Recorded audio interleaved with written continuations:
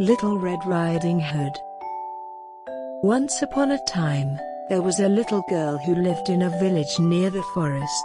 Whenever she went out, the little girl wore a red riding cloak, so everyone in the village called her Little Red Riding Hood. One morning, Little Red Riding Hood asked her mother if she could go to visit her grandmother, as it had been a while since they'd seen each other. "That's a good idea. Remember, go straight to Grandma's house," her mother said.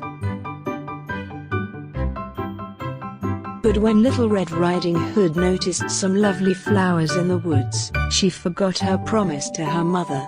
She picked a few, watched the butterflies flit about for a while, listened to the frogs croaking, and then picked a few more.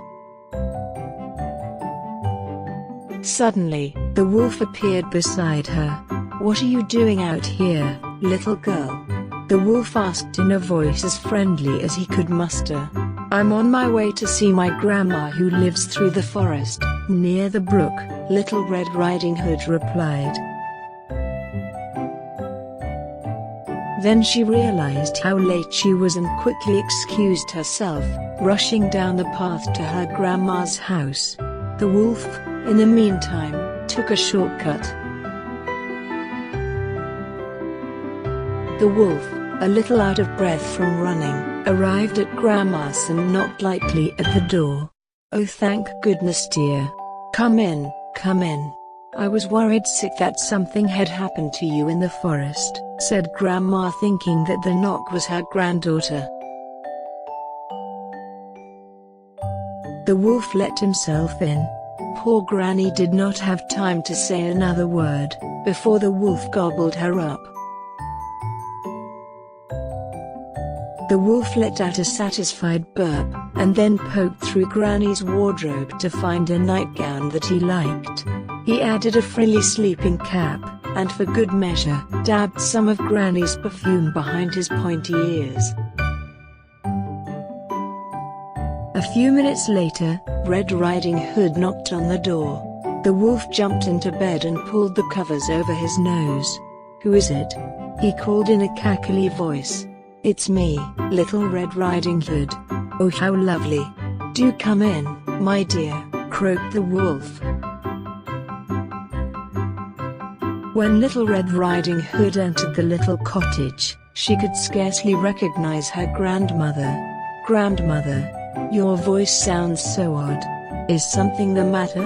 she asked. "Oh, I just have touch of a cold. But grandmother, what big ears you have. The better to hear you with, my dear," replied the wolf. "But grandmother, what big eyes you have. The better to see you with, my dear," replied the wolf. "Mother, what big teeth you have. The better to eat you with, my dear." Little Red Riding Hood ran across the room and through the door, shouting, "Help! Wolf!" as loudly as she could. A woodsman who was chopping logs nearby heard her cry and ran towards the cottage as fast as he could. He grabbed the wolf and made him spit out the poor grandmother, who was a bit frazzled by the whole experience, but still in one piece. "Oh Grandma, I was so scared," sobbed Little Red Riding Hood. "I'll never speak to strangers or dawdle in the forest again." You've learned an important lesson. Thank goodness you shouted loud enough for this kind woodsman to hear you.